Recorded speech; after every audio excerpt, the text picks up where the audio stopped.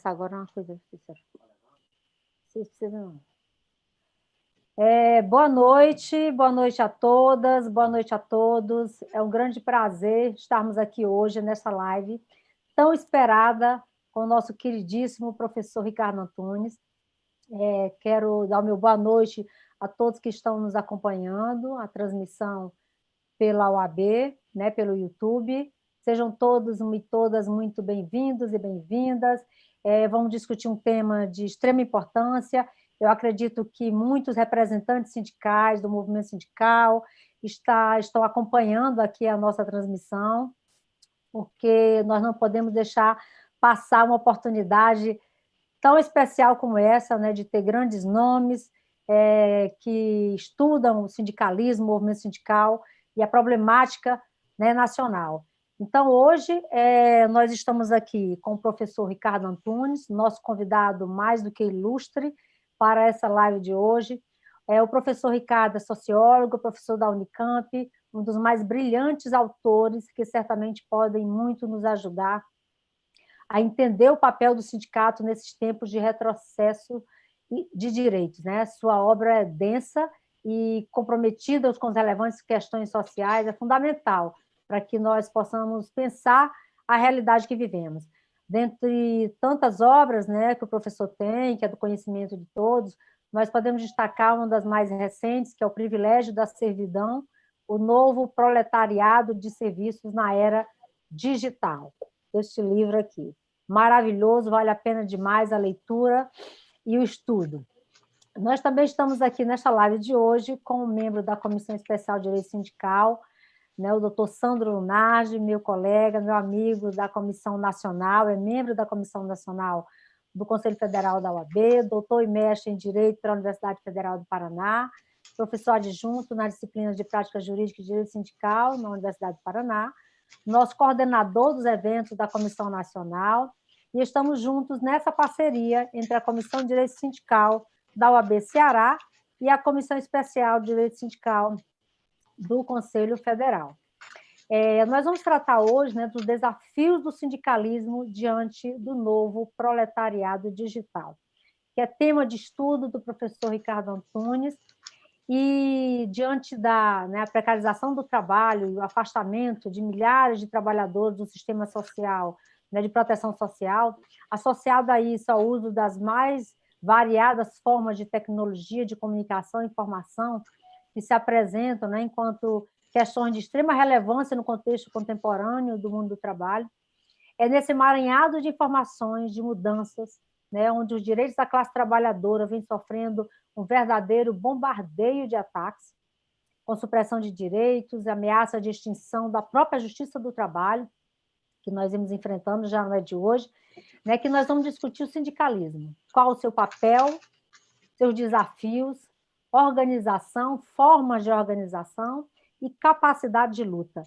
Então, é dentro dessa discussão, desses temas que a gente está colocando e propondo aqui a discutir hoje, que a gente gostaria de ouvir inicialmente as considerações do professor Ricardo Antunes, que poderá desenvolver em até 15 minutos, mas claro que nós somos totalmente tolerantes não com ele, mas com nós mesmos, porque é um grande prazer, uma honra ouvi-lo por 1 hora, 2 horas, o quanto fosse possível.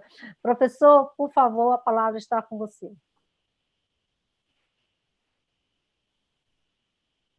Muito bem, boa noite, doutora Jane, boa noite, doutor Sandro. Eu primeiro pergunto se vocês me escutam bem.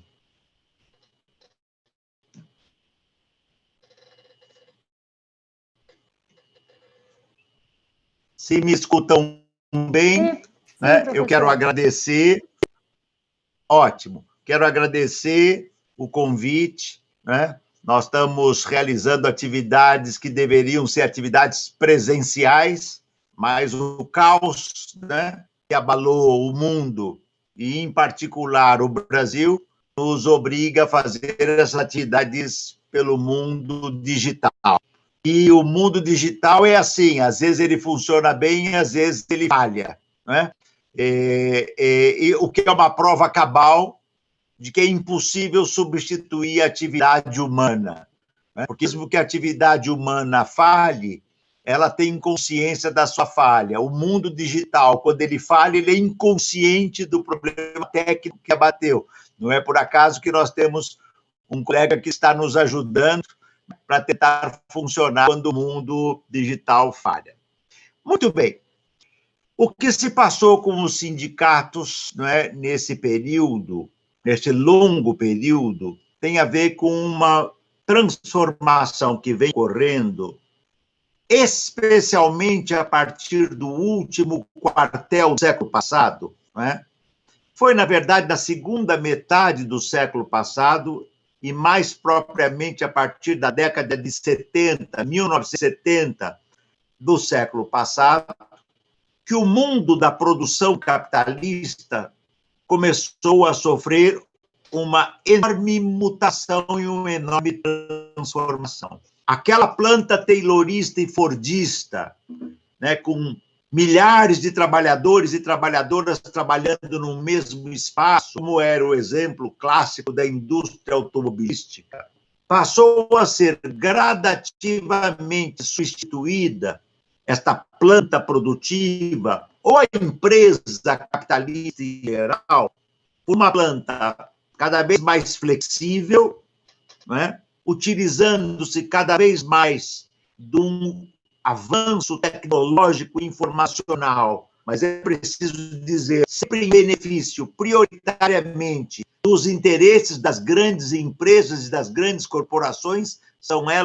foram elas que puseram esse ninho satânico, essa maquinaria para desenvolver em processo, pois cabo disso hoje, é uma briga mundial entre a Apple norte-americana e a Huawei chinesa, que disputa pelo mercado da internet 5G e que hoje coloca em confronto os Estados Unidos e a China. Nós vimos essa semana, né, que os Estados Unidos pressionaram a Inglaterra e o Reino Unido a tirarem a Huawei do mundo britânico. Estão pressionando a França a fazer o mesmo. Isso dá uma briga entre as corporações gigantes que têm consequências geopolíticas muito profundas. Nesse contexto de avanço técnico e nacional digital, nós temos hoje a internet das coisas, inteligência artificial, big data, tá certo? Impressão 3D, internet 5G, todo esse arsenal técnico automatizado, ele caminhou paralelamente, a partir do final do século passado para as primeiras décadas desse século, com uma monumental corrosão dos direitos do trabalho. É um verdadeiro leitmotiv do capital diminuir, destruir, eliminar os direitos do trabalho, de modo que as empresas, as grandes corporações possam produzir livremente, com alta tecnologia e disponibilidade total do uso do trabalho. Isto só pode ser possível porque também na segunda metade do século passado, e mais propriamente a partir da década de 70, como eu já disse, o neoliberalismo, a financiarização da economia ofereceram uma imensa mutação, transformação, uma imensa metamorfose no mundo dos serviços, que até então era prevalentemente público: educação, saúde, previdência, transporte, telefonia, fornecimento de água. Ou seja, esse desenho do serviço público prevalentemente dominante vai ser atacado no seu coração, porque um dos elementos do neoliberalismo é a defesa da privatização generalizada, tudo que puder gerar lucro. Para ter uma ideia, até o cárcere, tá certo? Até as penitenciárias têm sido suscetíveis à privatização. Nos Estados Unidos, né, há experimentos do Brasil, em Minas Gerais, ou seja, tudo que era res pública deve ser convertido em res privada. E isto fez com que as condições de trabalho dos trabalhadores e das trabalhadoras do antigo serviço público fosse transformado em relações de assalariamento privado dentro do serviço que se tornou capitalista e privado. Hoje, por exemplo, né, nós temos a saúde lucrativa, a educação lucrativa, a previdência lucrativa, a telefonia lucrativa, o fornecimento de águas também lucrativo, e assim.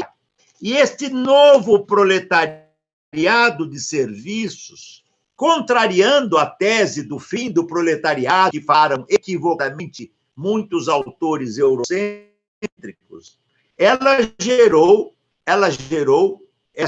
este processo amplo e gerou um enorme contingente de trabalhadores e trabalhadoras que anteriormente atuavam no setor público e que agora vão atuar no setor privado de serviços com fins lucrativos e, muitas vezes, gerador de mais-valia, de mais valor, enriquecimento privado para os proprietários dessas empresas que foram privatizadas.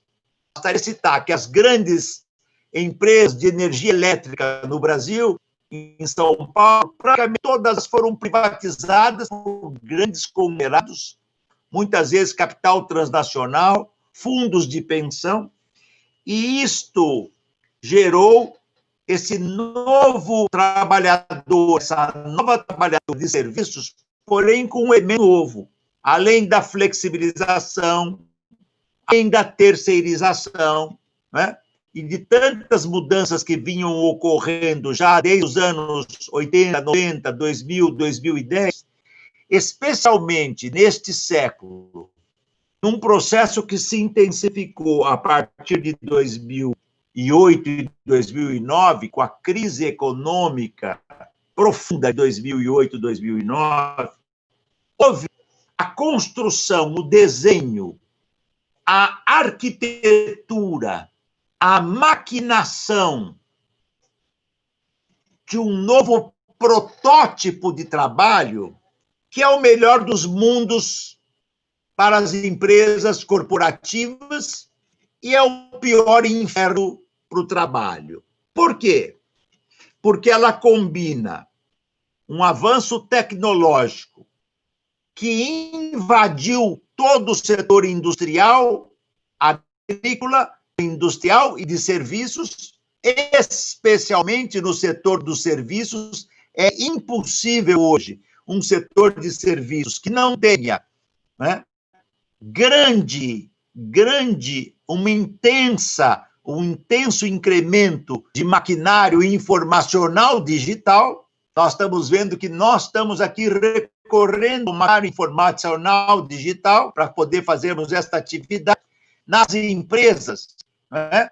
Praticamente não há nenhum setor, até a agricultura e até a agroindústria se utilizam, né, de maquinário digital, celulares, smartphones, e não tenho tempo na apresentação tratar disso, doutora, mas fica para o debate. O protótipo disto é a chamada indústria 4.0, que poderia ser sintetizada como sendo um processo de robotização, automatização e, entre aspas, internetização do mundo empresarial, nas fábricas, nos bancos, na agroindústria, etc.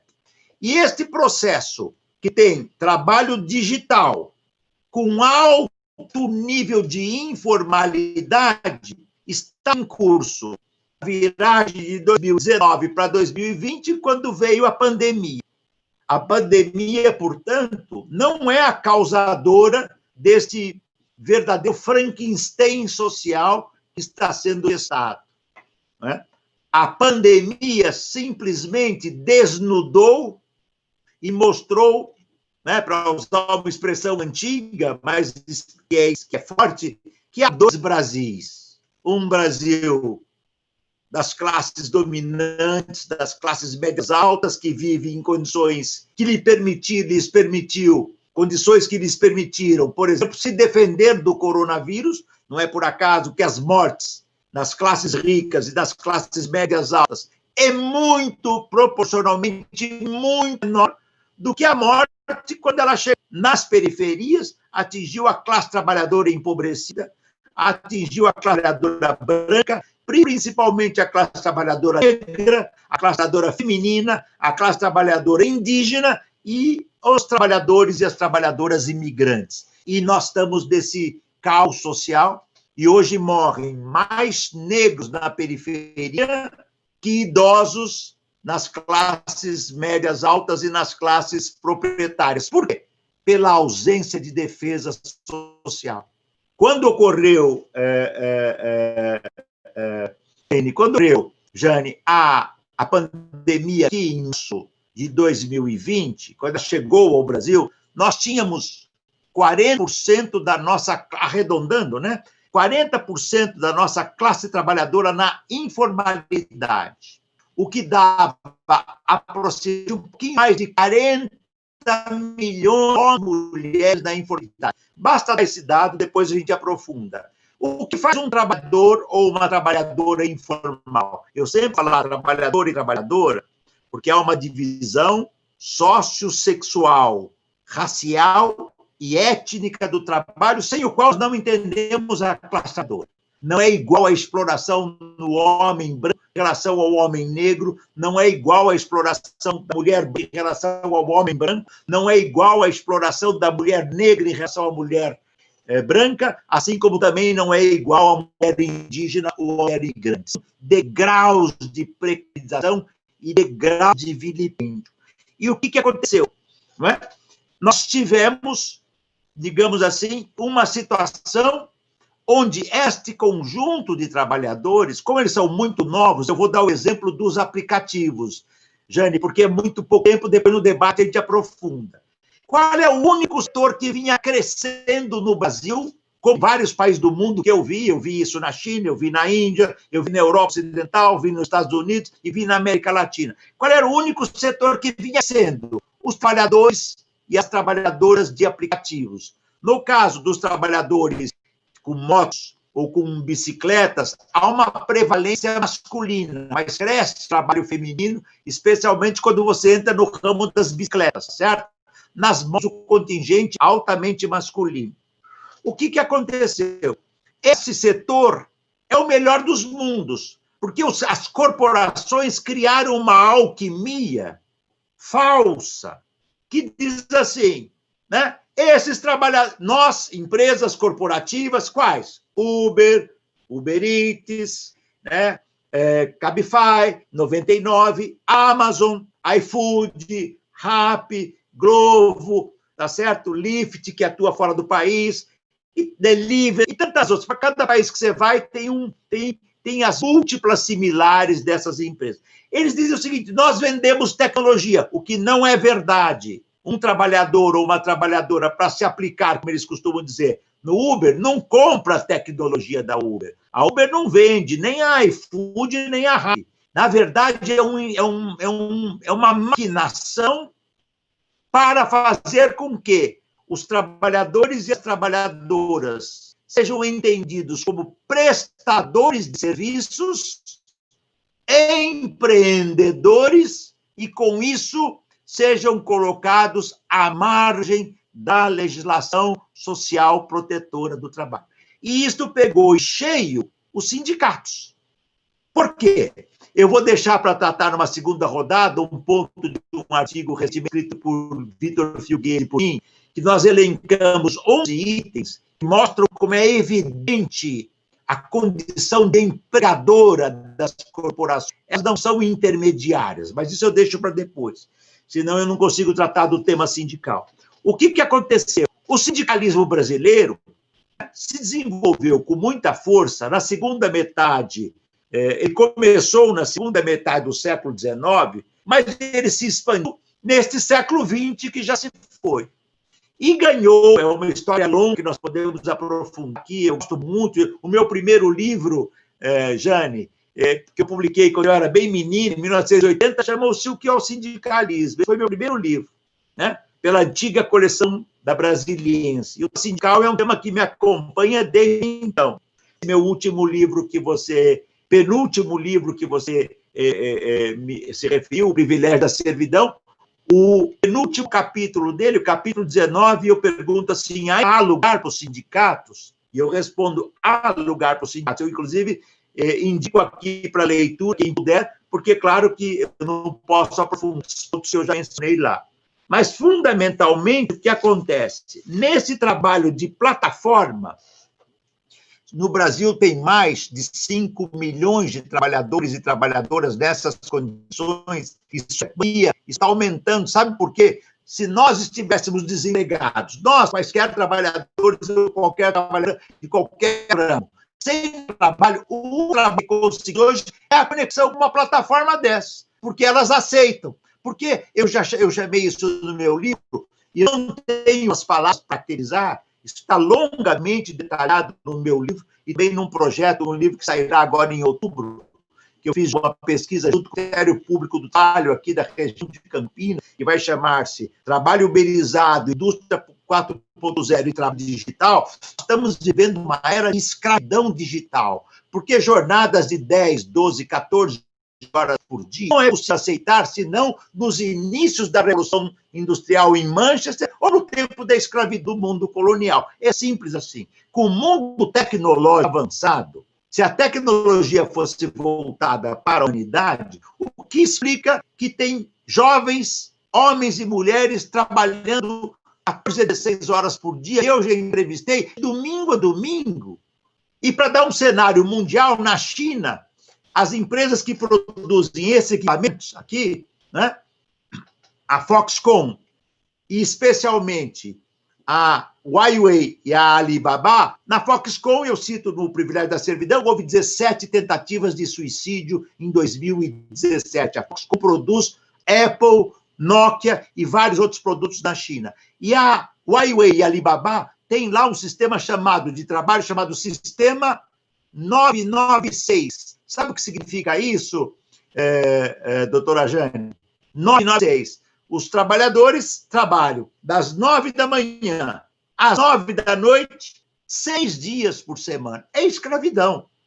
9 da manhã às 9 da noite, 12 horas por dia. Tá certo que você vai tirar um desconto de alimentação, 6 dias por semana. E os capitais acham que tá bom. Sempre haverá de ter um CEO que vai dizer, tá bom, você descansa domingo, o que mais você quer? E se exaure no trabalho. Os sindicatos, então, como é que eles vão fazer para, estruturados com base no Taylorismo e no Fordismo, eles já tiveram um primeiro ciclo de agudas dificuldades, que foi no período brasileiro, aqui, 1990, 2000, 2010, quando nós tivemos altíssimos níveis de terceirização.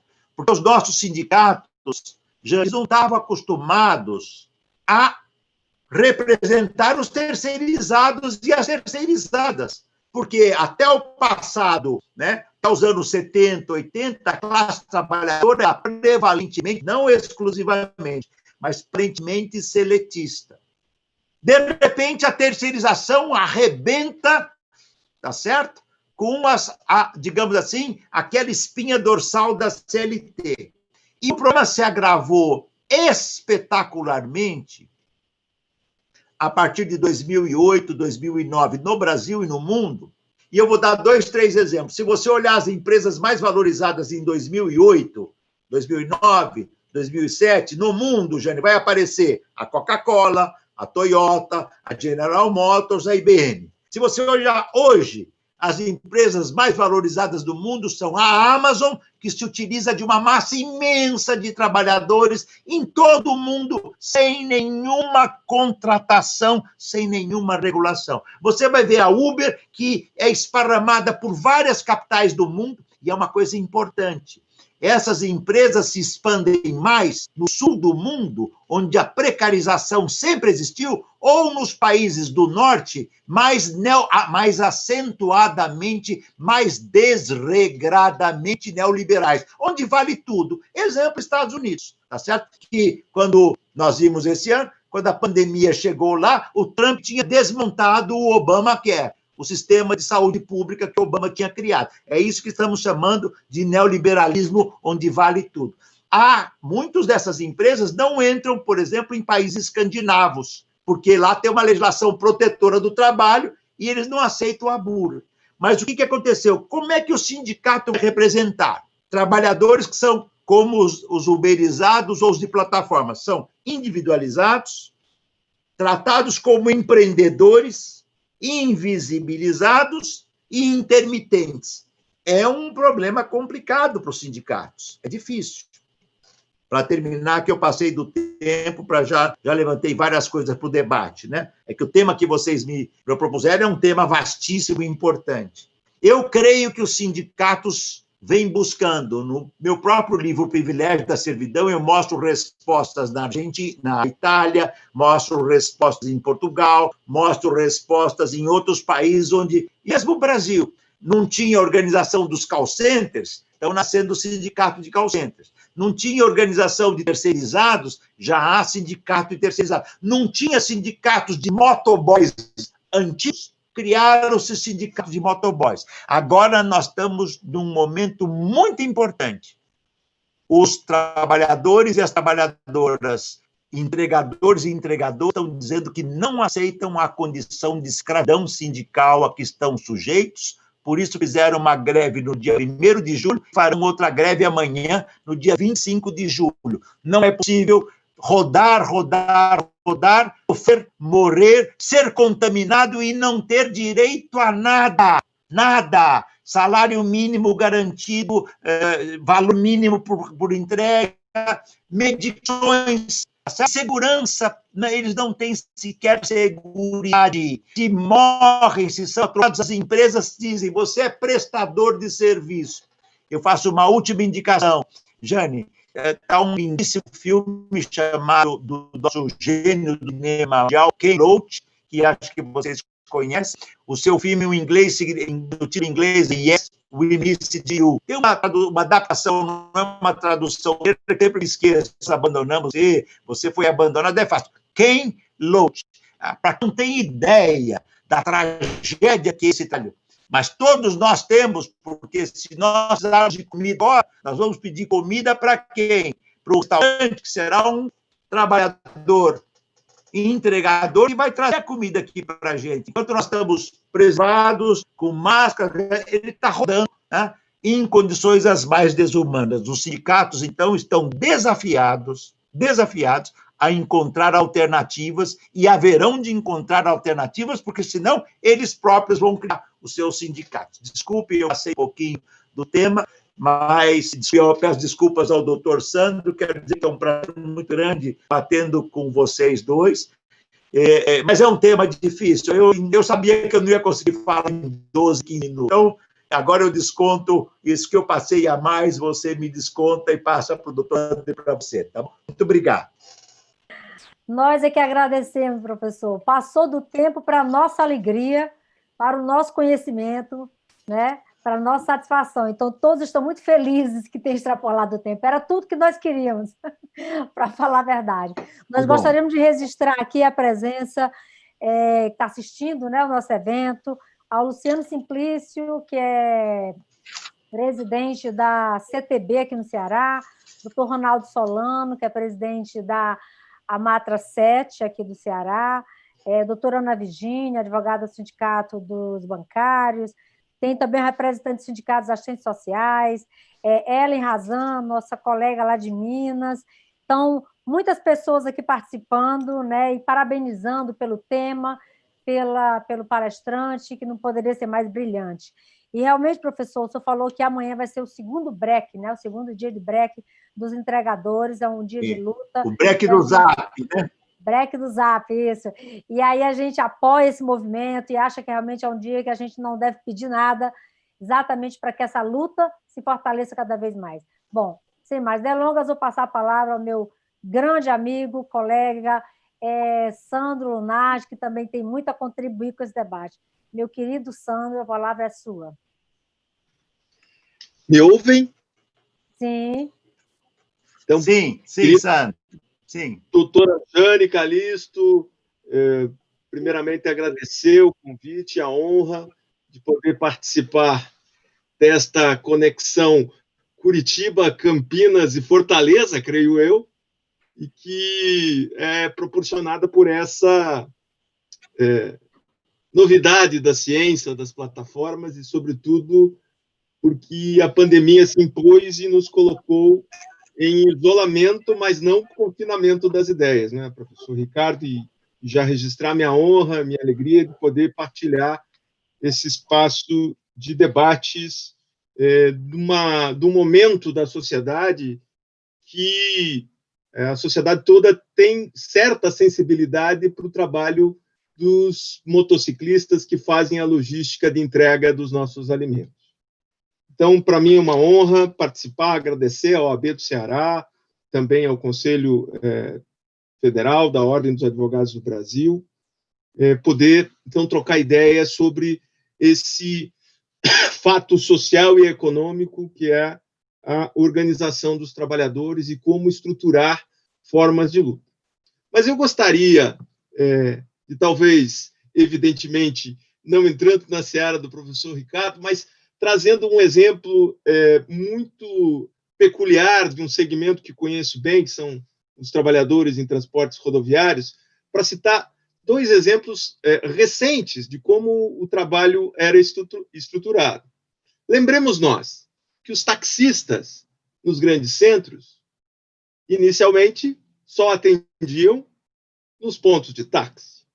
Aos poucos, foi introduzida a primeira tecnologia, qual seja o telefone inserido no ponto de táxi. Acho que todos nós lembramos, né, dessa primeira tecnologia que foi inserida na atividade dos taxistas.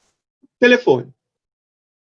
Essa tecnologia vai se aprimorando e aquele telefone já não era mais suficiente para dar conta dos pedidos de transporte nos grandes centros. O que acontece? As grandes centrais de telefonia que linkavam o motorista, o taxista, com os pedidos que eram com uma nova tecnologia embarcada no veículo, no caso, o rádio. Todos nós, creio eu, professor Ricardo, já tenhamos embarcado num táxi que contava com esse equipamento. Talvez os mais jovens que nos assistam não conhecem, mas eu lembro dessa tecnologia embarcada que estabelecia esse eixo de comunicação e passava a ordenar, em grande medida, a distribuição do trabalho para esses profissionais do transporte. E esse modelo foi sucessivamente sendo aprimorado com as cooperativas dos trabalhadores que, basicamente, eram autônomos. Mas eis que os donos de placas, e pelo menos aqui em Curitiba é assim que se chama, o sujeito que era um permissionário desse serviço na cidade, se chamava dono de placa, era uma placa de taxista. Ele passava a ceder parte do tempo que ele não utilizava o veículo a um trabalhador, que era uma espécie de sublocatário. E vejam vocês, com o tempo, a tecnologia novamente se impõe, uma tecnologia social, inicialmente, que são as lotações, né? E o Rio de Janeiro é uma prova disso, que a cidade vai reordenando os sistemas de transporte, e a lotação foi uma tecnologia social, e aqui não me quero dizer quem explora e quem é o destinatário final, porque as várias mediações podem nos sugerir que o narcotráfico ou as milícias controlem esse sistema de transporte, mas, por fim, surge o Cabify e o Uber, que é a entronização total da tecnologia, estabelecendo um modelo novo da economia de plataforma, ou do capitalismo de plataforma, que refina o processo de aproximação entre o consumidor, ou aquele que quer se deslocar na cidade, com aquele que está prestando o serviço. E vejam vocês que essas empresas têm seu faturamento a partir dessas rotas, mas fazem a todo momento a leitura do trânsito, das condições de mobilidade urbana, e certamente isso tudo é comercializado a todo momento de modo paralelo. A captura das informações do consumidor, a captura das informações do prestador, isso também se transforma no banco de dados que nem está sendo muito debatido no nosso campo, o que se faz com ele. Vou para um segundo exemplo, do motoboy.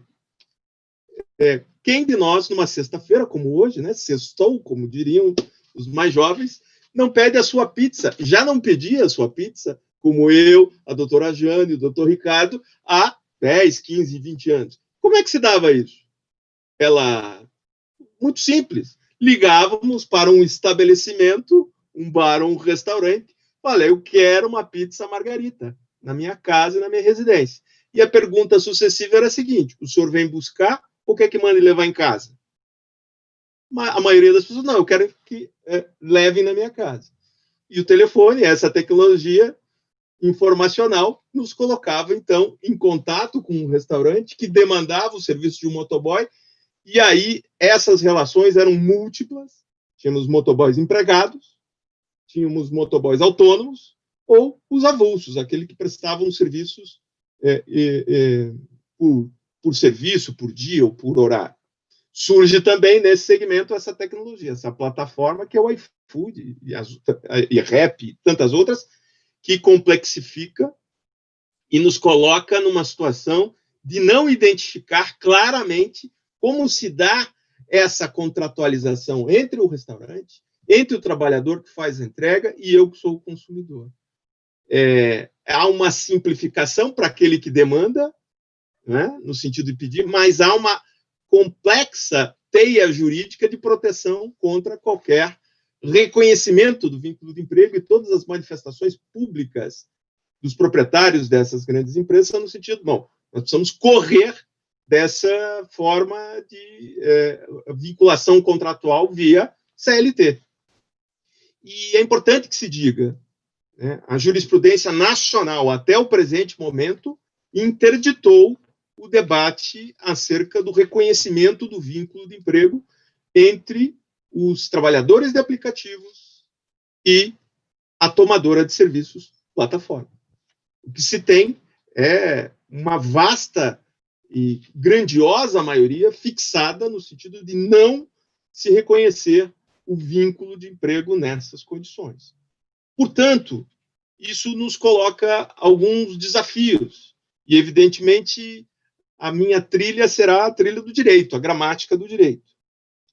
E nós temos uma articulação, portanto, do texto constitucional, que articula esse catálogo de direitos sociais, mas que estão, no caso brasileiro, articulados a ao documento de cidadania, que é a carteira de trabalho. A carteira de trabalho nos possibilita ingressar ou não nessa terra de direitos.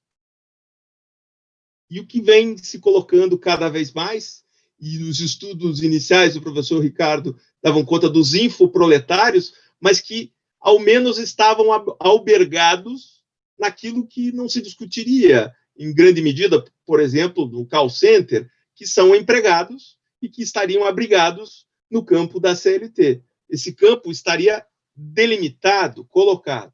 No momento, nós temos uma discussão, pelo menos do ponto de vista jurídico, que é mais complexa, né? Como essa economia de plataforma, que explora uma atividade econômica, mas que obscurece, deixa uma zona gris no relacionamento daqueles que ela toma o seu trabalho. Vários colegas têm estudado esse tema, aqui de Curitiba, também no âmbito do Ministério Público do Trabalho, e nós estamos no seguinte dilema. com reconhecimento de vínculo, CLT, artigo 3º, para esse estudo, e para aqueles que não tenham a cidadania trabalhista reconhecida, não há ingresso no universo de direitos. É a absoluta e total liberdade contratual, esse termo bonito que, no caso concreto desses trabalhadores, significa precariedade, a ausência completa de direitos.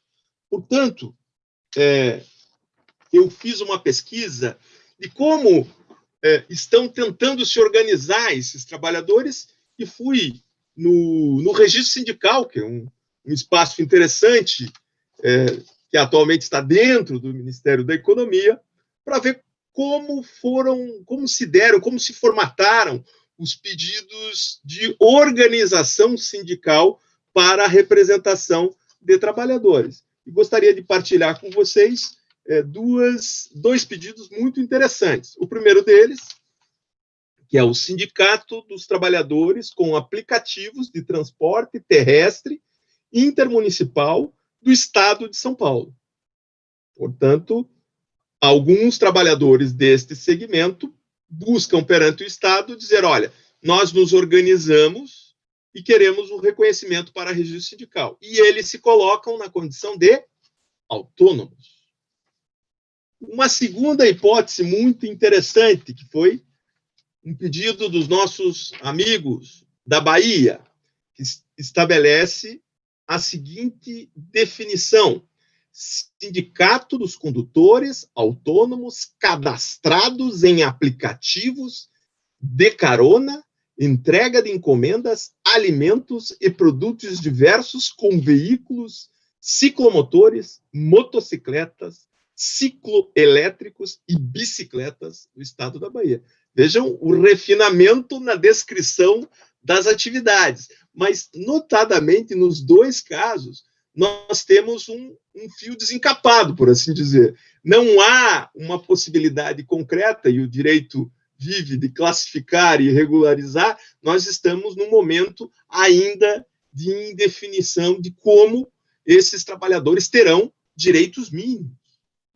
E depois, no segundo momento, até podemos debater esse projeto da Tabata Amaral, recentemente a deputada Tabata Amaral, que apresentou esse projeto de lei dos trabalhadores, o regime de trabalho sob demanda, que tenta estabelecer um meio de campo, por assim dizer, um meio termo entre o trabalho subordinado e o trabalho autônomo, ou se poderia definir como o trabalho para subordinado. De toda forma, eu trago esses exemplos de potencialidades de organização sindical para dizer que a nossa velha CLT, ela dá conta, de toda forma, de oferecer respostas do ponto de vista organizativo. Porque se formos, eventualmente, examinar o artigo 511 da CLT, ele trata de modo muito claro, sobretudo no parágrafo 4º, quando ele identifica, e eu creio até que esse artigo 511 ele traz uma definição sociológica de categoria. Esse dispositivo ele traz claramente uma definição sociológica, porque ele diz que a associação é natural quando houver uma homogeneidade profissional. Ora, há homogeneidade profissional entre os trabalhadores que fazem entregas, entre aqueles que dependem do aplicativo para fazer o transporte de pessoas. Portanto, embora tenhamos uma interdição do ponto de vista do reconhecimento do vínculo de emprego entre esses trabalhadores, segue, por outro lado, aberta a porta para a livre organização sindical desses trabalhadores. E, para fechar inicialmente minha intervenção, eu até fui verificar qual é a pauta, não sei se o professor Ricardo vai até tratar disso, qual é a pauta de amanhã no break dos APPs, né? Olha só, nenhuma delas diz respeito a questões relacionadas a vínculo de emprego. São pautas gerais. É evidente que retratam o momento muito inicial da organização desses trabalhadores, que tem algumas entidades sindicais de empregados que solidariamente prestam um apoio, porque não existe ainda uma grande articulação nacional no sentido de institucionalizar essas lutas e colocá-las de forma ordenada para que a gente possa mobilizar cada vez mais a sociedade. A opinião pública está sensibilizada para o tema dos trabalhadores em aplicativos. Mas vejam vocês, qual é a pauta dos trabalhadores? E aqui encerro minha intervenção.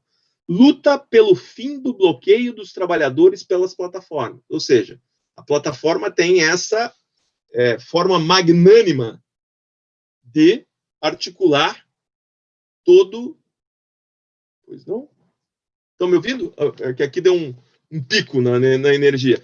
A luta pelo fim do bloqueio dos trabalhadores pelas plataformas. Ou seja, a plataforma pode desativar esse trabalhador sem prévia comunicação. Simplesmente não mais lhe oferece serviço. Aumento da taxa mínima com reajuste anual equiparado à inflação.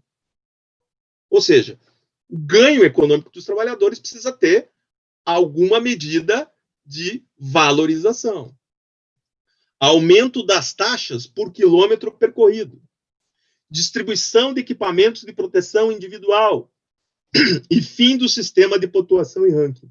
Essa é a pauta de reivindicações desses trabalhadores, que nos coloca, portanto, tanto para nós pesquisadores, para advogados e para todos aqueles que, de alguma forma, estão a refletir essa temática, esse estágio inicial organizativo. E que é importante que se dê com mobilização e se dê com sensibilização da sociedade. Porque tem um grande ausente nesse debate. Qual é o compromisso ético dos consumidores nessa relação de trabalho? E fico por aqui para, um segundo momento, aprofundar o nosso debate. Muito obrigado. Muito obrigada, meu amigo Sandro. Belíssima intervenção. Eu acho que realmente a problemática, né, desses trabalhadores que, pelas bandeiras levantadas, as bandeiras de lutas, tanto no primeiro momento, no primeiro break, como nesse segundo agora, são bandeiras, realmente eles não lutam, não reivindicam vínculo de emprego, anotação de carteira, nada disso. São lutas ainda muito primárias, né? Eles querem condições mínimas de trabalho, eles querem ter equipamento de proteção, liberação de álcool gel, máscara para poder atender, né, aqueles que solicitam serviços através dos aplicativos. Eles querem que não sejam bloqueados, como eles falam, sem nenhuma razão. Quer dizer, é o poderio absoluto dessas empresas, né, sobre a vida dessas pessoas que empregam e que dispõem de todo o seu aparato mínimo econômico, que eles normalmente colocam o seu carro à disposição, a sua moto ou a sua bicicleta nesse serviço. Eles arcam com todos os custos, né, desse trabalho, desse equipamento de trabalho que eles colocam à disposição das empresas, né, chamadas de tecnologia, mas, na verdade, são empresas de entrega, empresas de transporte, né, e que não se gasta, não se investe nada com isso, simplesmente. É como o professor diz, é o melhor dos mundos, eu não gasto nada, você traz todos os equipamentos de trabalho e eu não vou arcar com nada, você só vai me trazer lucro. E quando eu não quiser, quando você não me servir mais, eu descarto e eu vou ter uma legião de trabalhadores para entrar no sistema, né, para ser escravizados como todos os outros. Então, assim, as bandeiras realmente ainda são de lutas muito essenciais à condição mínima, né, de você prestar um serviço e de você ter um mínimo de rendimento para que você possa se manter e manter suas famílias. E nesse contexto, professor, eu gostaria de citar, inclusive, tem um trecho no seu livro que você faz uma análise, você trata o seguinte, que uma análise abrangente e totalizante sobre o mundo do trabalho nos revela o quão frágil é a tese do fim do trabalho. Né? E nesses tempos, né, de pandemia, isolamento social, obrigatório, né, no mundo, onde se pararam as atividades, e na grande maioria dos países, e aqui no Brasil, né, nós tivemos realmente suspensão da grande maioria das atividades, mesmo contra, né, as deliberações do governo ou do desgoverno, né, do nosso país, né, a maioria das atividades tiveram que parar, né, ou então serem realizadas de uma outra forma totalmente diferente, a nova realidade, né? E aí isso se revelou a imprescindibilidade da classe trabalhadora, como o senhor mesmo colocou no início, né, para a engrenagem, né, do capital, para que o capital possa funcionar efetivamente.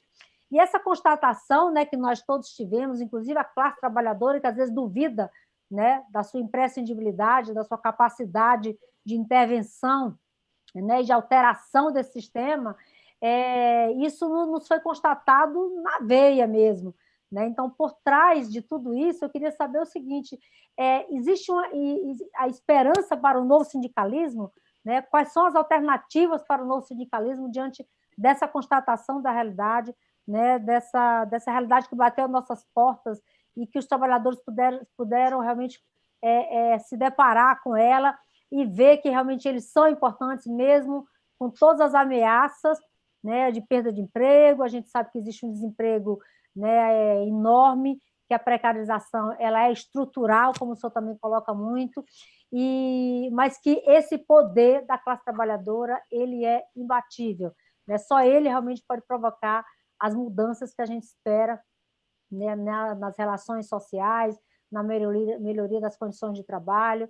E aí eu queria que o professor abordasse um pouco essa questão, estando, evidentemente, livre, né, para tecer os comentários ou as vertentes que o senhor achar que é mais conveniente, que é sempre bom demais ouvi-lo. Nós temos aqui a presença, nos assistindo, do Sindicato dos Servidores no Rio Grande do Norte, Sindicato dos Professores no Ceará, colega Ítalo Bezerra, da Comissão de Direito Sindical aqui da nossa OAB, Júlio Furtado, que parabeniza pela live, elogia muito, né, os palestrantes de hoje. Então, nós estamos muito felizes com essa oportunidade, professor Ricardo e professor Sandro, que estão nos brindando no dia de hoje. Professor, a palavra é sua. Muito bem. Obrigado pelas questões, doutora Jane. Eu vou indicar, então, mais alguns pontos que eu acho importantes. O primeiro é este que você disse na segunda parte da sua questão. A pandemia tornou uma tese que durante muito tempo foi questionada. Eu sempre fui inteiramente contra esta tese, né? Todos os trabalhos que procurei fazer nos últimos 30, 40 anos, né? A tese era de que o trabalho não tinha mais relevância porque as máquinas, o mundo digital, eles é que criavam a riqueza e o trabalho se tornava irrelevante. A pandemia mostrou o completo fracasso, o completo equívoco e o completo absurdo desta tese. O trabalho, são os coágulos de trabalho que criam valor. A tecnologia potencializa o valor. Ela aumenta exponencialmente o valor, mas ela não cria valor. Sem trabalho humano, o valor não é gerado. Ponto 2. Os capitais, ao longo desses 3 séculos, aprenderam a lidar com e contra o trabalho. Então, os capitais são os primeiros a dizer que eles empregam os trabalhadores porque eles são generosos. Eu nunca vi um empresário falar claramente: eu emprego trabalhadores porque eles é que geram a minha riqueza. Eles jamais falam isso. E isso é a mais pura verdade. A riqueza da classe proprietária decorre da massa de trabalhadores e trabalhadoras que ela envolve, tá certo? Que ela regimenta e faz produzir essencialmente para a acumulação privada desse excedente. Muito bem. Mas nós vemos também que, na condição do nosso mundo hoje, as empresas, especialmente essas corporações digitais, ao criarem essa simbiose nefasta entre trabalho ultradigitalizado em todos os setores produtivos e de serviços, indústria, agricultura, agroindústria, indústria de serviços, serviços industriais, comércio, bancos, etc. Ao criarem, digamos, esse trabalho digital, criaram também a sua forma sucedânea que é aquela que mascara, que oblitera, que nubla a dimensão de assalariamento para poder justificar que a empresa não é empresa. Olha a mistificação. A empresa não é empresa e a classe trabalhadora não é classe trabalhadora. Enquanto isso, estas empresas que dizem que têm dificuldades para cumprir a CLT estão operando na casa dos bilhões. Algumas delas, né, têm hoje um valor de mercado entre as grandes e as maiores empresas do mundo, batendo a General Motors, à frente da Toyota, à frente da IBM, à frente da Coca-Cola e etc. Muito bem. Como é possível mostrar a real exploração desse trabalho, né?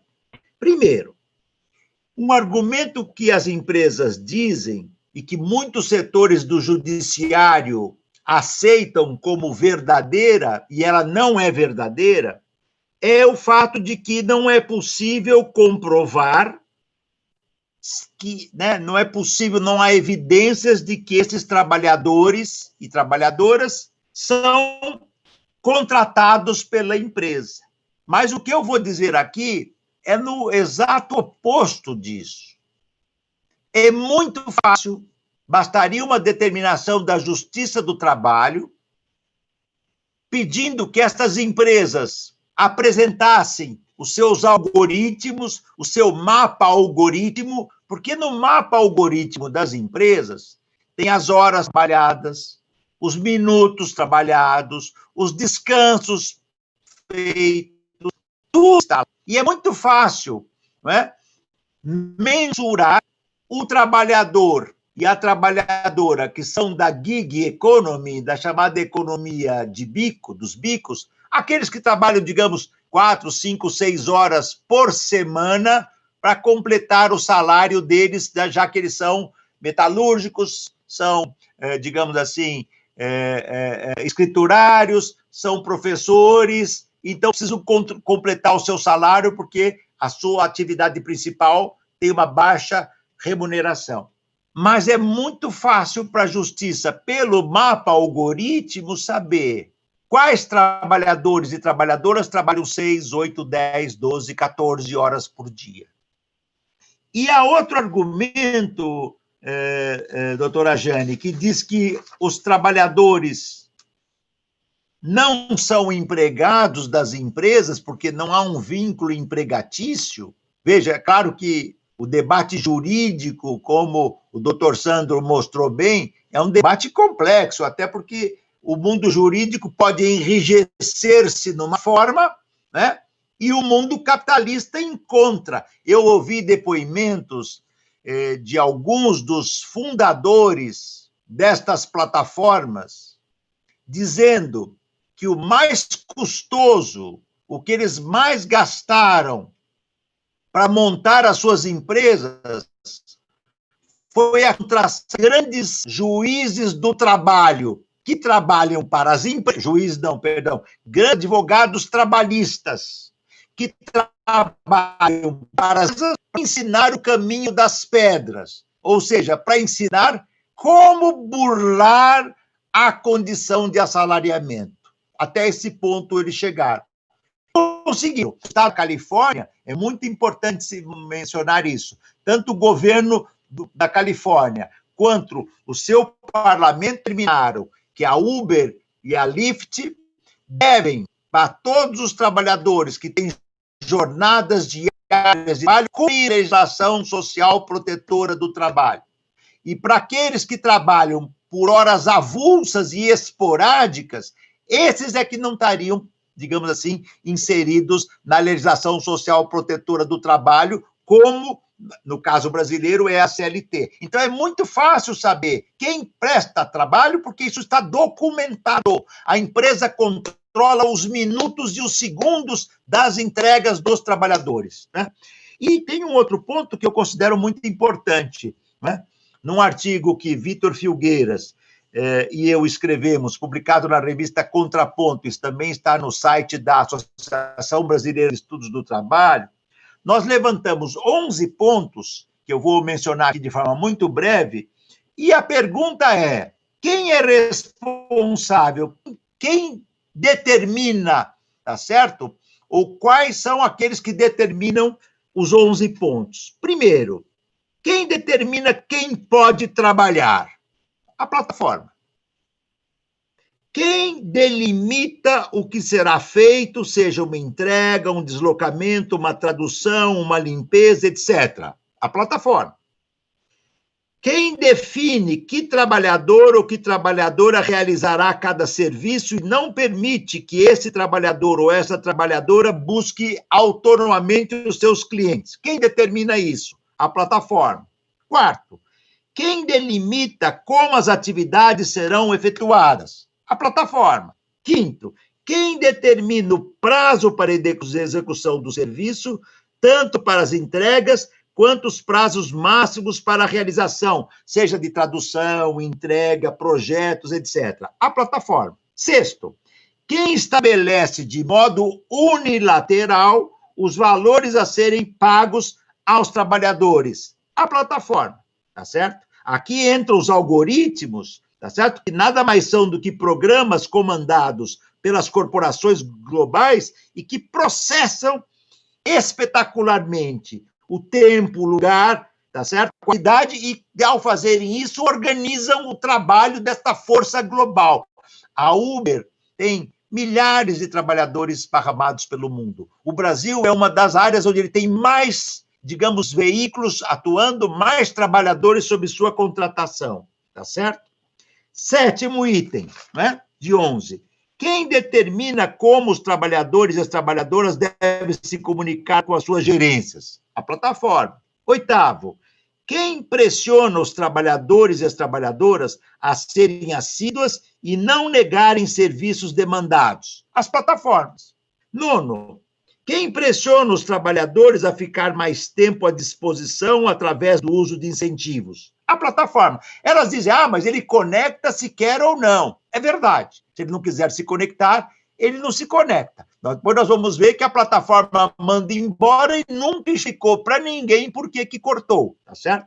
Mas, a partir do momento em que o trabalhador entra, ele é, digamos assim, incentivado a fazer o máximo. E durante a greve de 1º de julho, as plataformas davam incentivos, tá certo? Bastante superiores ao normal, porque nesse último período pandêmico o ritmo de trabalho, a intensidade aumentou e os salários deles diminuíram. Todas as pesquisas que estão sendo feitas mostram isso, tá certo? E as plataformas têm esse mecanismo de controle. Nono, quem pressiona os trabalhadores? Não. Décimo, quem usa o bloqueio para ameaçar os trabalhadores, o que implica deixá-los sem exercer suas atividades por um tempo indeterminado, ou determinado, mas não, que não é, digamos assim, discutido com o trabalhador. São as plataformas. E 11º, quem utiliza a possibilidade de dispensar a qualquer tempo e sem necessidade de justificativa, sem qualquer espécie de aviso prévio, tá certo? Que aquele trabalhador ou aquela trabalhadora não mais interessa. A plataforma. É a plataforma. Então, se isto não configura uma relação de assalariamento, né? Então, realmente, sabe qual é o problema, Jane?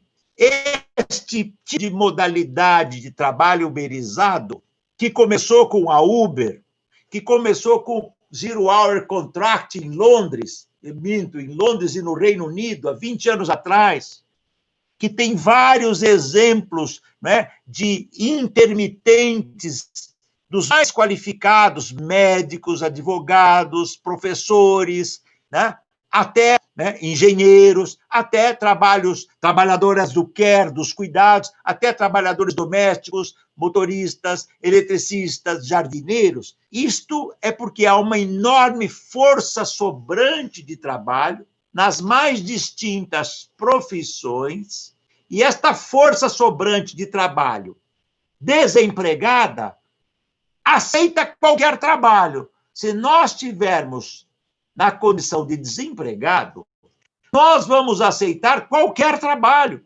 porque o desemprego é o flagelo mais brutal que existe. E só o trabalhador e só a trabalhadora, desempregado ou desempregada, sabe que o vilipêndio pior que tem é esse. Pior que isto, só a morte. Resultado, né? O direito, a nossa legislação tem que começar a perceber que o capitalismo vai criar advogados uberizados. Eu conheço vários jovens hoje que vão para os escritórios de advocacia, não tem contrato, não tem CLT, não tem vínculo empregatício, e se levarem trabalho para o escritório, ganham parte disto. Se não levarem trabalho para o escritório, não ganham. Os médicos.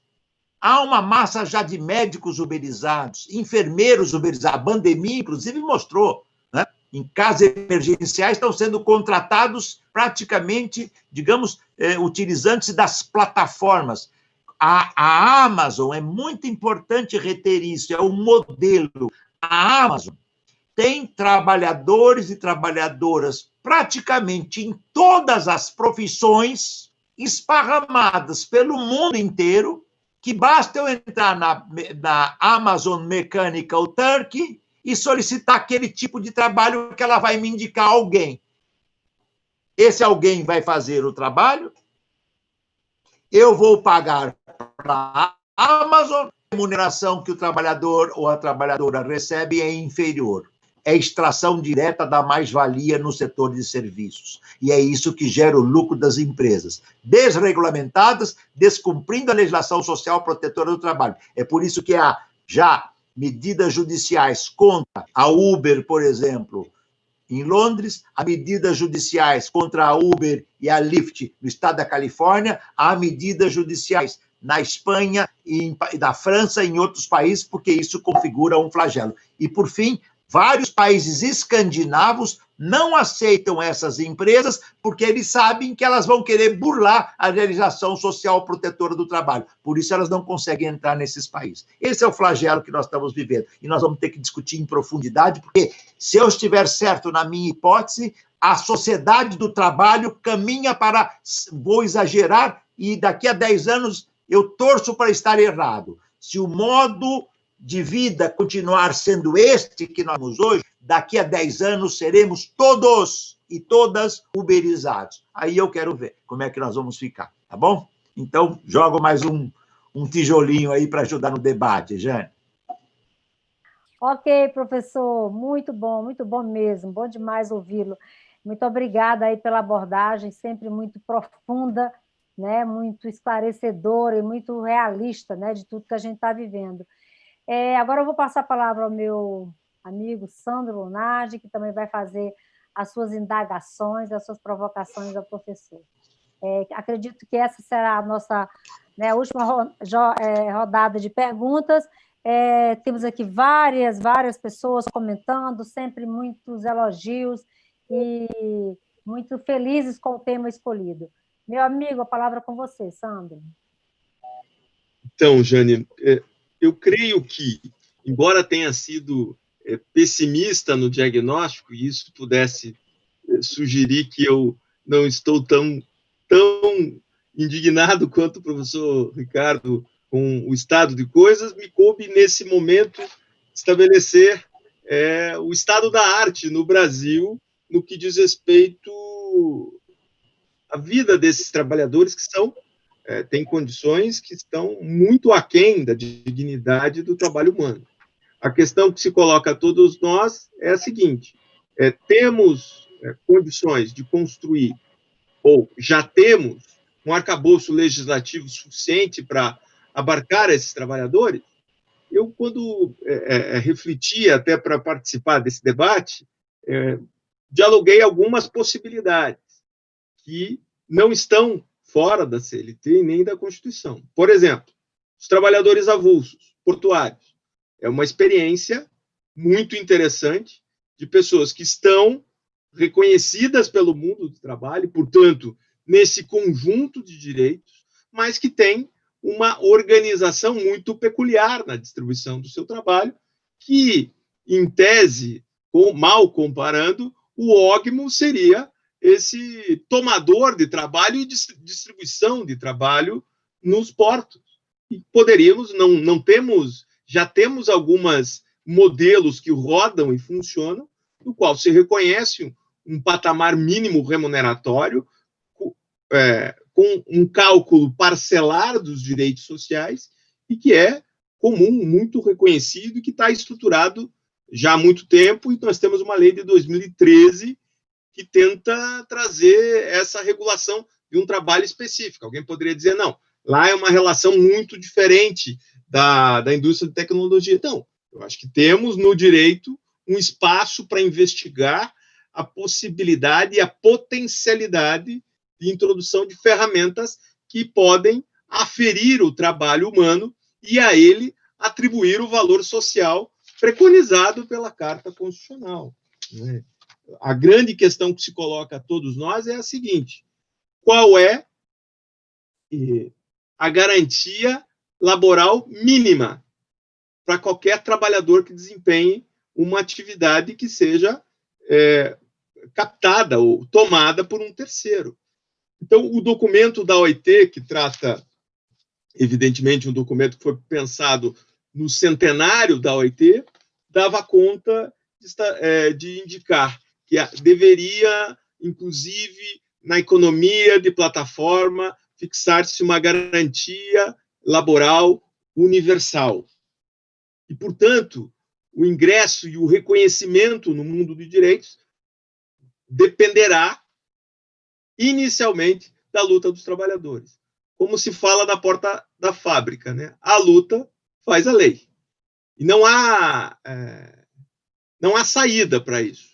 Os trabalhadores, em cada cidade, em cada aplicativo, devem utilizar, inclusive, das tecnologias para estabelecerem os laços de solidariedade e de coesão necessários para, quem sabe, a gente voltar para a história inicial de organização dos trabalhadores, que eram as associações que buscavam, de alguma forma, defender esses interesses, que podem se chamar sindicatos, ou que podem ter a personalidade jurídica ou o nome que se quiser, mas, fundamentalmente, a construção de identidades tem se aprofundado nesse período. E as manifestações são a prova disso, né? Estabelecem essa conexão necessária de identidades e de pautas que vão levar à construção de direitos. Mas, infelizmente, o momento presente nos coloca uma total captura da subjetividade por uma racionalidade que é neoliberal, que capturou grande parte do judiciário, que se expressa basicamente nas decisões do Supremo Tribunal Federal, que entronizam o individualismo frente à intervenção e à mediação de interesses categoriais pelos sindicatos, né? E, portanto, nós também temos um desafio importante, que são os próprios trabalhadores se reconhecerem na condição de tal. Porque esse discurso do empreendedor de si mesmo cria, obscurece ou dificulta o reconhecimento desse sujeito como trabalhador. Pode ser que ainda não tenhamos a condição concreta e a correlação de forças econômicas, sociais e políticas influenciam na construção do direito, não só na construção do direito, mas também o direito que é interpretado pelos tribunais. E por isso, esses estudos que o professor nos oferta, o trabalho do Ministério Público do Trabalho pode nos ajudar a desvelar, a enfrentar a tecnologia, a plataforma e a inteligência artificial. Porque é muito engraçado. Quando se fala de otimizar a lucratividade, a tecnologia funciona e é ótimo. Agora, quando se trata de identificar o trabalho humano que é utilizado pela tecnologia, isso sempre é uma dificuldade, uma alegada dificuldade muito interessante. Mas o nosso encontro ético de sociedade é o seguinte: a exploração desses trabalhadores que fazem o transporte via Uber ou que fazem a logística de alimentos, né, nos trazendo em nossas residências, não só essa relação precisa ser melhor compreendida, mas como também, como diz o professor, qual é o padrão ético de exploração do trabalho humano que as sociedades, e sobretudo a sociedade brasileira, vai admitir. Porque, por exemplo, nesse cipoal legislativo, existe uma lei, a Lei 12.436 de 2011, vejam vocês, veda o emprego de práticas que estimulem um aumento de velocidade por motociclistas profissionais. Olha que interessante. Ela não é uma lei endereçada a empregados, é uma lei que regulamenta as condições de vias e rodovias nos centros urbanos. Porque eu sempre digo o seguinte, aqueles que gostam de ver a exploração do trabalho humano têm os seus limites quando acontece um acidente de trânsito que vitima alguém da sua família. Né? O trabalhador que está com a sua carga horária extrapolada em muito, ultrapassando, inclusive, os limites internacionais fixados pela OIT, e a Convenção 153 da OIT diz claramente que os trabalhadores que executam atividades de transporte de mercadorias e de pessoas devem ter limitada a sua jornada máxima em 9 horas. A legislação brasileira estava permitindo 12 horas. Inclusive, encontra-se em debate em sede constitucional. Ou seja, a pergunta que se coloca para todos nós, consumidores, pais de família, trabalhadores, nós seguiremos nos comprometendo com a desvalorização do trabalho humano? A intermitência, né? O trabalhador avulso, autônomo, todas essas são formas jurídicas para tentar obscurecer a relação de emprego? Eu confesso que o debate ainda precisa ser mais aprofundado, inclusive com os trabalhadores. Eu não tive condições de verificar, parece que circula, na data de hoje, inclusive, uma suposta pesquisa feita pelo IBOPE que teria levantado que os trabalhadores refutam a ideia de empregados. Não sei qual é a base de dados, como foi conduzida essa pesquisa, mas eu creio, eu não tenho dúvidas que os trabalhadores têm uma incompreensão, porque eles já estão fora do mercado formal de trabalho. Muitos deles, a CLT deixou de ser algo a ser almejado na sua vida profissional. E como criar uma nova cultura includente? Uma nova cultura que eticamente reestabeleça o valor social do trabalho para que não cheguemos ao estágio da barbárie, em que o trabalho humano não tenha mais qualquer valorização, mas nós tenhamos um processo que vai destruir qualquer ideia de solidariedade social, de previdência social, né, de seguridade social, em última análise. Por isso, eu invoco novamente a ideia de que a OIT, ao estabelecer a ideia de trabalho digno no seu centenário, no ano de 2019, disse expressamente que consideramos a garantia laboral universal um instrumento adequado para lidar com os desafios no caso da economia de plataforma. E essa garantia laboral universal leva em consideração um salário que assegure condições de subsistência, limites máximos às horas de trabalho e proteção em termos de segurança e saúde no trabalho, e o que é fundamental, o direito de negociação coletiva. E creio que as centrais sindicais estão perdendo a oportunidade de organizar e institucionalizar a representação, como o professor já disse, né? O sindicalismo tem muita dificuldade de entender para além do mercado formal de trabalho. Mas esse grupo de trabalhadores é uma base fundamental e muito significativa de potencial organização para uma luta nacional. Né? O trabalhador do iFood de Fortaleza tem os mesmos problemas que o trabalhador do iFood aqui de Curitiba, e os mesmos de Campinas. Né? A pauta deles é uma pauta que naturalmente pode ser nacionalizada. E, portanto, cabe às centrais sindicais, por que não estabelecer um diálogo social claro, chamando as empresas exploradoras que se utilizam dessas plataformas para um grande debate nacional. Por que não o Ministério Público do Trabalho também não auxiliar nesse momento, porque temos uma interdição desse debate no âmbito do Poder Executivo? Por que não, fora do Poder Executivo, os atores sociais, com o apoio do Ministério Público do Trabalho, estabelecer um grande diálogo nacional sobre o conteúdo ético do trabalho humano tomado através de plataformas? Então, é importante que a gente torne esse debate cada vez mais fluido, sim, para que a gente avance nesse primeiro estágio fundamental, que passa, né, pelo reconhecimento da atividade humana, mas também, por que não, na regulação do trânsito das cidades, por que não nas relações de consumo ou até do consumo ético. E voltando um pouquinho atrás, lá no nascimento, e aí eu invoco nosso querido professor Singer, né? Quer dizer, a luta operária nasce e se desdobra no sindicalismo e do cooperativismo, né? Essas duas formas são as elementares que se tornaram as formas jurídicas que se desenvolveram em determinado momento histórico. E essas seriam as formas de luta e organização dos trabalhadores no tempo presente? Eu creio que sim.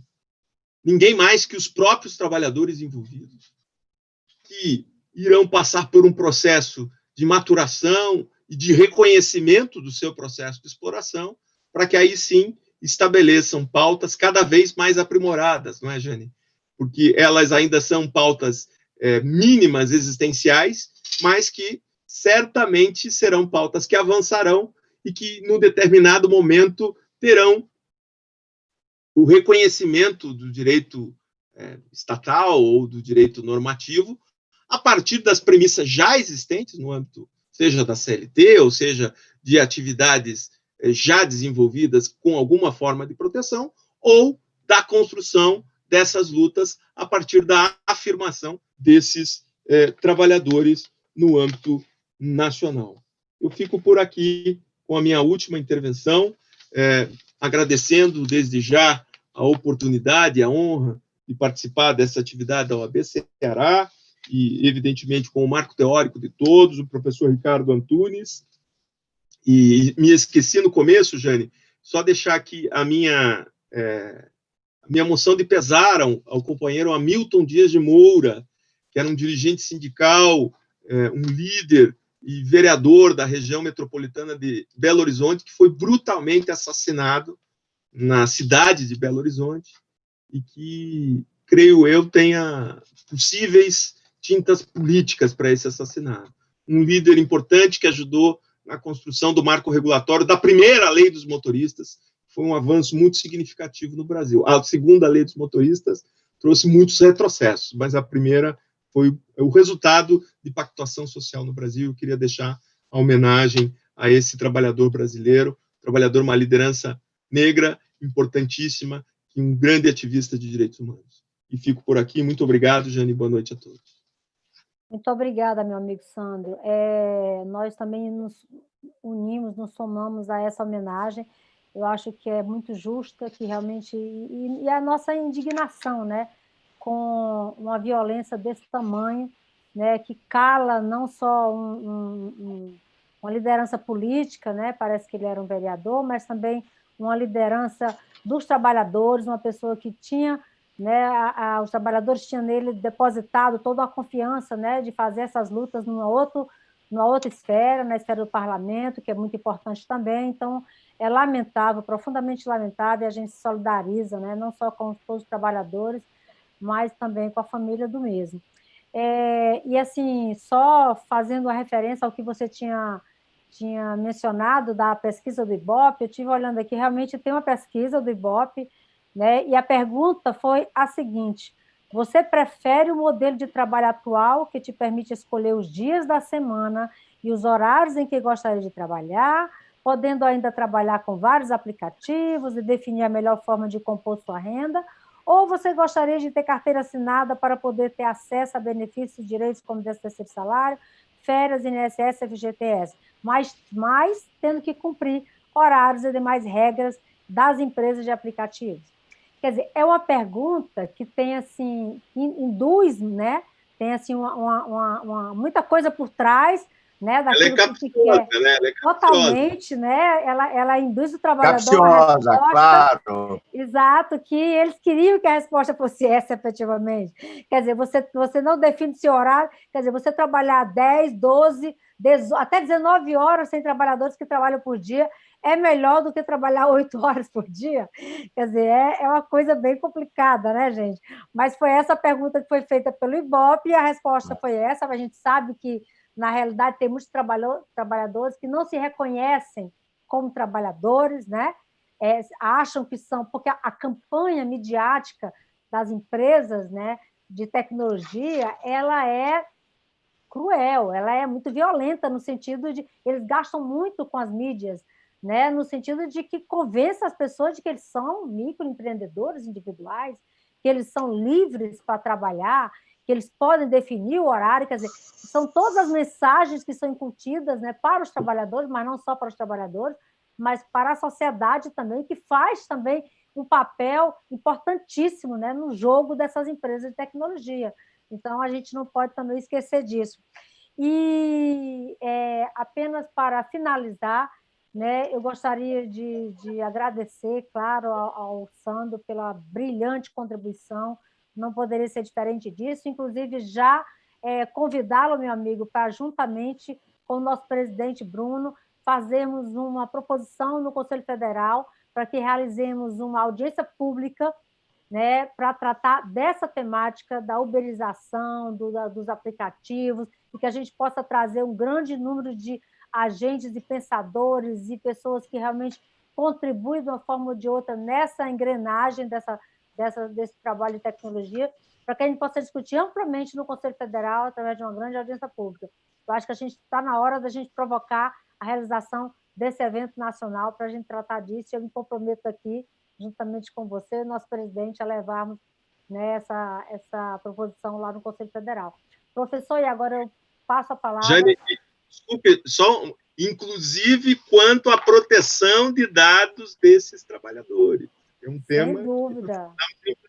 É isso. Com certeza. Obrigado. Vamos formular junto essa iniciativa. Professor, passo a palavra para suas considerações finais, para a nossa tristeza, que está acabando, mas já agradecendo muitíssimo pela sua disponibilidade, pela sua generosidade de contribuir com este debate tão importante.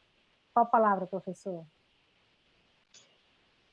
Obrigado para a doutora Jane, para a OAB. Foi um prazer debater com você. Um abraço bem grande ao doutor Sandro, né? Acho que foi rico, o tempo sempre é pequeno, mas por vários elementos que foram levantados, né? Eu só faria uma nota final muito importante, eu acho, para tentar também, como disse o Sandro, né?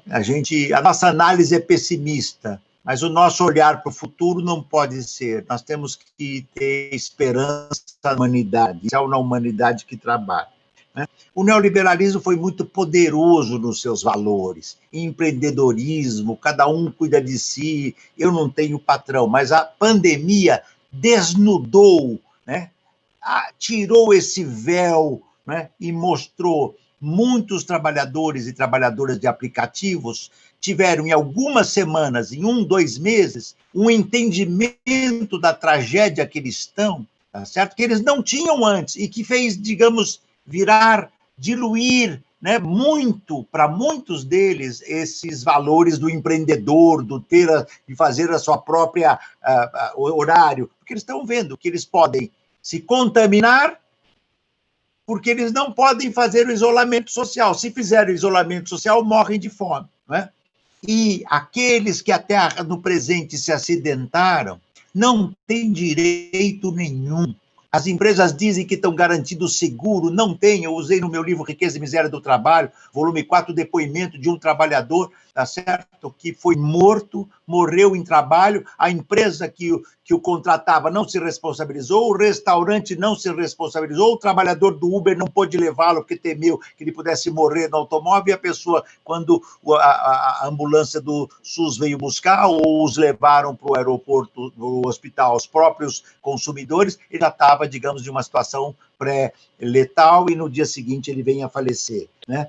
E o segundo ponto, a nova... Quer dizer, então, os trabalhadores, claro, e as trabalhadoras desse ramo, o Sandro disse bem, como os metroviários no início, eles não sabiam muito como organizar-se, né? Vamos criar um sindicato, vamos jogá-los no sindicato dos trabalhadores ferroviários. Não, metroviário não é propriamente ferroviário, e criaram as suas formas de organização. E tantas outras categorias têm conseguido fazer isso. Há uma nova morfologia do trabalho, viu, Jane? Para fechar com a pergunta tão importante desta mesa. Há uma nova morfologia do trabalho. E essa nova morfologia do trabalho obriga a novos desafios para as formas de organização, auto-organização e organização sindical do trabalho. Eu também tenho esperança que, ou pela auto-organização, ou pela organização sindical, os entregadores e as entregadoras vão dar uma contribuição para a luta da trabalhadora, ajudando a desnudar a perversidade da escravidão que está prestes a atingir cada vez mais a totalidade das atividades de serviços, onde, inclusive, os nossos trabalhos se inserem. Foi um prazer muito grande poder trabalhar, participar desta live com vocês. Deixo o meu abraço ao Sandro, deixo o meu abraço à Jane, deixo o meu abraço a todos e todas que nos assistiram, e nossas ações, debates, nossas reflexões e nossas lutas haverão de continuar, e me solidarizo com o caso, mais um, trágico, do assassinato deste militante de Minas Gerais, e deixo a minha nota de apoio à paralisação do dia 25, amanhã, dos trabalhadores. Eu disse bem, usando, vai depender da luta dos trabalhadores, que a gente possa dos trabalhadores e das trabalhadoras, para que a gente possa avançar nessa batalha. Esta é a chave, um abraço grande a vocês, foi um grande prazer para mim. Muito obrigada, professor, o prazer, a honra, a felicidade é toda nossa, nós agradecemos demais a sua generosidade, as suas palavras, o seu compartilhar os seus conhecimentos. Muito obrigada mesmo, obrigada, Sandro, agradeço a todos que estão nos assistindo, muito obrigada pela presença, e até a próxima live. Obrigada, professor, boa noite.